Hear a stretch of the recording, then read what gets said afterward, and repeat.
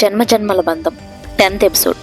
రెండవసారి సంధ్య నుండి వచ్చిన కాల్ లిఫ్ట్ చేసిన లాస్య, నేను మాట్లాడనని చెప్పండి అని ఫోన్ పెట్టేసి వెంటనే స్విచ్ ఆఫ్ చేసింది. మళ్ళీ ప్రయత్నించింది సంధ్య, కానీ ఈసారి స్విచ్ ఆఫ్ రావడంతో దేవాంత్ వైపు అదోలా చూసింది. చేసేదేమీ లేక okay, go and carry on with your works అన్నాడు దేవాంత్. సంధ్య అలా వెళ్ళగానే, అలిగావా ప్రియా? కానీ ఎంతసేపు నీ అలగా? చూస్తుండు, నువ్వే ఇక్కడికి వస్తావు అనుకుని ల్యాప్టాప్ ఓపెన్ చేసి ఏదో టైప్ చేశాడు దేవాంత్. లాస్య అసహనంగా ఉండడం చూసి, ఏమైంది బంగారం, ఎందుకలా డల్గా ఉన్నావు అని లాలనగా అడిగాడు లాస్య తండ్రి కరుణాకర్. లాస్య తనను ఇంటర్వ్యూకి పిలిచి వెనక్కు పంపేసి మళ్ళీ ఇప్పుడు రమ్మని ఫోన్ చేసిన విషయం తండ్రికి వివరంగా చెప్పింది. ఆ మాటలు ఏదో పనిలో ఉన్న పద్మ చెవిని పడడంతో, ఇదే ఏదో తింగర పని చేసుంటుంది, అందుకే పంపేశారు, నేను ఎన్నిసార్లు చెప్పినా వినవు కదా అని నసుగుతూ వచ్చి లాస్య పక్కన కూర్చుంది. అమ్మా, అసలే తిక్కరేగున్నాను, నన్ను విసిగించుకు, నేనక్కడ ఎలాంటి పిచ్చి పనులు చేయలేదు అంటూ బొంగమూత పెట్టుకుంది కూర్చుంది లాస్య. అయినా నా బంగారు తల్లి టాలెంట్ చూసే కదే మళ్ళీ రమ్మని పిలుస్తున్నారు, నువ్వు ఊరికే నా బంగారు తల్లిని ఏమీ అనుకు అని పద్మతో అన్నాడు కరుణాకర్. నాకు మాత్రం అదంటే కోపమా ఏంటి? గట్టిగా చెప్పాల్సిన మీరు గారం చేస్తున్నారు, అదేమో ఎంత వయసు వచ్చినా చిన్నపిల్లలా అల్లరి చేస్తుంది, అందుకే నేను కఠినంగా ఉండాల్సి వస్తుంది అని ప్రేమగా లాస్య తల మీద చేయి వేసి నిమురుతూ అంది పద్మ. నాకు తెలుసు మా అమ్మ గురించి అంటూ పద్మ బుగ్గ మీద ముద్దు పెట్టి, మా మంచి అమ్మ అని గట్టిగా హత్తుకుంది లాస్య. తల్లి కూతుర్లు ఇద్దరూ ఒకటే, నన్నే దూరం పెట్టారు అని ఉడుక్కుంటున్నట్లు అన్నాడు కరుణాకర్. ఈసారి నాన్న కూడా అంటూ తండ్రిని చుట్టేసింది లాస్య. తన కూతుర్ని లాలనగా గుండెలకు హత్తుకొని తల మీద ముద్దు పెట్టి, బంగారం, వాళ్ళు రమ్మంటున్నారు అంటే ఈసారి నీ విలువ మరింత పెరిగినట్లే కదా, ఓసారి వెళ్ళి చూడు, నచ్చకపోతే వెంటనే వచ్చేయి అన్నాడు కరుణాకర్. ముందు నుండి లాస్యకు వెళ్లాలనే ఉంది, కానీ ఏదో తెలియని బెరుకు ఆమెను ఇబ్బంది పెట్టడంతో సంధ్యతో అలా చెప్పింది. కానీ ఇప్పుడు తండ్రి కూడా వెళ్ళమనడంతో తన ఆలోచనలన్నీ పక్కన పెట్టి దేవాంత్ను ఆఫీస్కు వెళ్లాలని నిర్ణయించుకుంది లాస్య. దాంతో మరుసటి రోజే బయలుదేరి వెళ్ళి బెంగళూరు ఆఫీస్లో రిపోర్ట్ చేసింది. వచ్చి రాగానే దేవాంష్తో చిన్నపిల్లల అల్లరి చేస్తూ కనిపించిన లాస్యను కోపంగా చూస్తూ మీటింగ్ హాల్లోకి ఎంటర్ అయ్యాడు దేవాంత్. తన వైపు కోపంగా చూస్తూ లోపలికి వచ్చిన దేవాంత్ వైపు లాస్య కూడా కోపంగా చూసి, అదేంట్రా బావా, వాళ్ళు చేసిన పనికి నేను కదా కోపంగా చూడాలి, కానీ అతనేంటి నన్నలా మింగేసేలా చూస్తున్నాడు అని దేవాంశ్ చెవిలో రుసరుసలాడింది. లాస్య అని దీర్ఘం తీస్తూ పిలిచి, షూ అంటూ మాట్లాడొద్దని నోటి మీద వేలు వేసుకొని చూపించాడు దేవాంశ్. లాస్య చిన్నపిల్లలాగా మూతి ముడుచుకొని మౌనంగా కూర్చుంది. దేవాంత్ మాత్రం అందరికీ ప్రాజెక్టుకు సంబంధించిన విషయాలు చెప్తున్నాడు, కానీ అతని దృష్టి మాత్రం లాస్య మీదనే ఉంది. అంతా అయ్యాక బయటకు వెళ్తూ, Lasya, come to my cabin అని చెప్పి వెళ్ళిపోయాడు దేవాంత్. ఏంటో నా మీద ఈయన గారి పెత్తనం అని గొనుక్కుంటూ దేవాంత్ వెనకే వెళ్ళింది లాస్య. ఇవాళ ఈ అమ్మాయి పని అవుట్, నేను బ్రతికిపోయాను అని నవ్వుకుంటూ వాళ్ళను అనుసరించింది సంధ్య. టీవీగా నడుచుకుంటూ వెళ్ళి హుందాగా తన క్యాబిన్లో తన చైర్లో కూర్చున్నాడు దేవాంత్. వెనకే వెళ్ళిన లాస్య, సంధ్య మౌనంగా అతని ఎదురుగా నిల్చున్నారు. లాస్యకి కూర్చోమన్నట్లు సైగ చేసి, ఏంటి అని సంధ్య వైపు చూశాడు దేవాంత్. పిలిచారు కదా సార్ అని భయంగా చూసింది సంధ్య. నిన్ను కాదు కదా, గో టు యువర్ వర్క్స్ అని సీరియస్గా అన్నాడు దేవాంత్. అమ్మో, అనవసరంగా బుక్ అయ్యాను అనుకుంటూ 2 అడుగుల్లో బయటకు వెళ్ళిపోయింది సంధ్య. తను ఎదురుగా కూర్చొని అంతా గమనిస్తున్న లాస్య వైపు తిరిగి, ఫోన్ చేసి మాట్లాడాలి అంటే స్విచ్ ఆఫ్ చేసేస్తావా, అంత పొగరా అన్నాడు దేవాంత్ సూటిగా చూస్తూ. ఈ పింజారి మొహం ఫోన్ చేస్తే నేను మాట్లాడాలా? చేసిందంతా చేసి చూడు రివర్స్లో ఎలా మాట్లాడుతున్నాడు దొంగ సచ్చినోడు అని మనసులోనే తిట్టుకుంటూ దేవాంత్ వైపే చూస్తూ మౌనంగా కూర్చుంది లాస్య. సమాధానం చెప్పకుండా తినేసేలా ఆ చూపేంటి అన్నాడు దేవాంత్. నేనా? మీరే మింగేసేలా చూస్తున్నారు అంది లాస్య అమాయకంగా ముఖం పెట్టి గొణుగుతున్నట్లు. ఏంటి అన్నాడు దేవాంత్ ఆమె మాటలో అర్థం కాక కాస్త గంభీరంగా. వెంటనే లాస్య కాస్త సర్దుకొని, నేనేం స్విచ్ ఆఫ్ చేయలేదు, అదే అయ్యింది అంది బొంగమూతి పెట్టుకొని అమాయకంగా చూస్తూ. ఆమె అబద్ధం చెప్పిందని అతనికి కూడా తెలుసు, ఆమె అలా చేయడానికి కారణం తనే అని కూడా తెలుసు.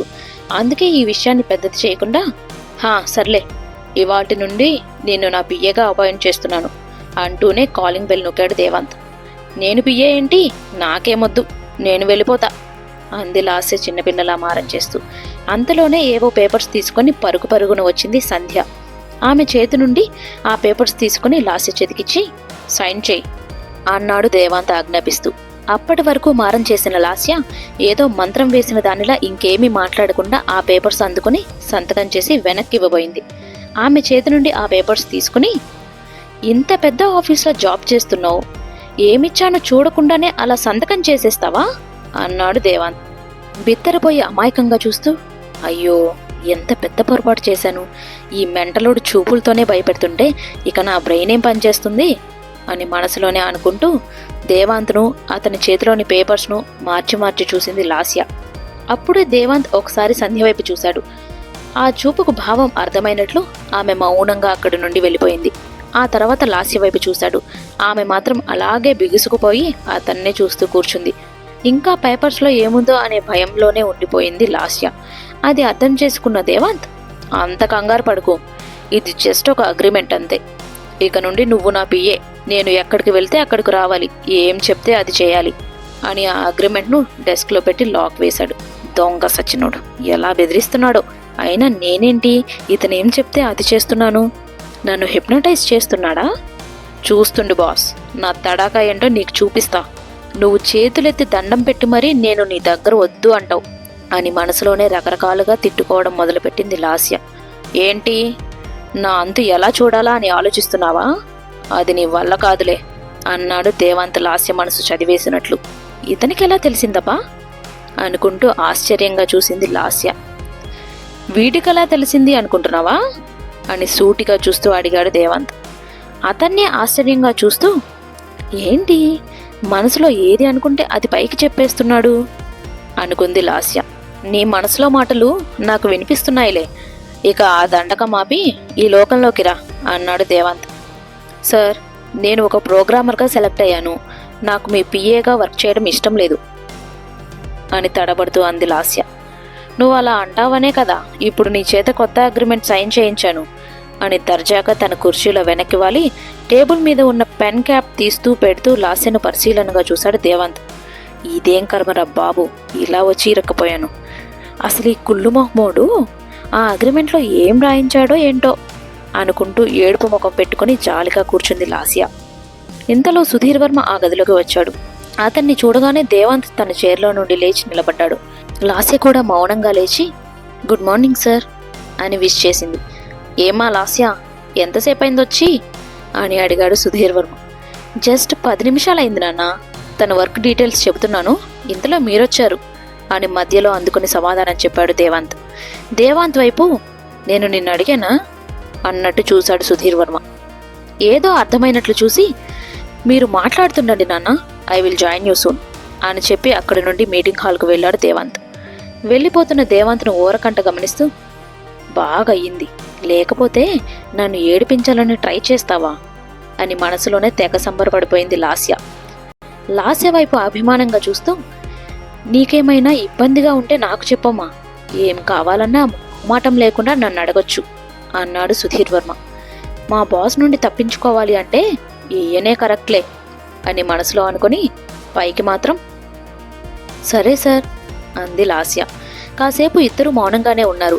అలాగే ఆమెను చూస్తూ ఆమె హావభావాలు గమనిస్తూ మనసులో, రూపం మాత్రమే అనుకున్నా కానీ నువ్వు నిజంగా ఆనాటి ప్రేమే, సందేహమే లేదు అనుకున్నాడు సుధీర్ వర్మ. ఇంతలో సంధ్య అక్కడికి వచ్చి, సార్ మీటింగ్కు అంతా రెడీ, దేవాంత్ సార్ మిమ్మల్ని కూడా రమ్మంటున్నారు అని చెప్పి అతని సమాధానం కోసం చూస్తూ నిలబడింది. పదమ్మా లాస్య వెళ్దాం అంటూ సుధీర్ వర్మ అతని వెనకే లాస్య మీటింగ్ హాల్కు వెళ్లారు. ఇదేంటో ఈ పిల్ల రాగానే నా పోస్టును ఊస్ట్ చేసింది, పైగా సుధీర్ వర్మ సార్ కూడా ఎప్పుడూ లేనిది కొత్తగా ఈ అమ్మాయిని ఇంత అభిమానంగా చూస్తున్నారు అనుకుని గట్టిగా నిట్టూర్చి మీటింగ్ హాల్ వైపు నడిచింది సంధ్య. ఆ మీటింగ్ రూమ్లో దేవాంత్, సుధీర్ వర్మ కాకుండా లాస్యతో కలిసి మొత్తం 14 మంది ఉన్నారు. లాస్య నేరుగా వెళ్లి దేవాంశ్ పక్కన కూర్చుంది. అది చూడగానే దేవాంత్ గుండెల్లో భారంగా అనిపించింది. అయినా లాస్యనే చూస్తుండిపోయాడు దేవాంత్. సుధీర్ వర్మ లాస్యని చూసి ఆనాటి ప్రియవే అని ఎందుకు అనుకున్నాడు? సుధీర్ వర్మకు లాస్యకు ఏమైనా సంబంధం ఉందా?